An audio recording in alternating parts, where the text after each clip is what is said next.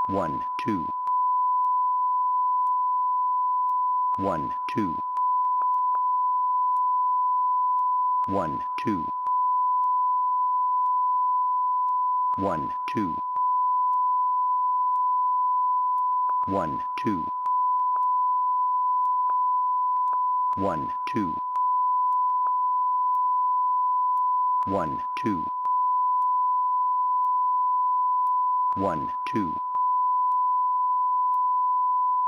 1, 2. 1, 2. 1, 2.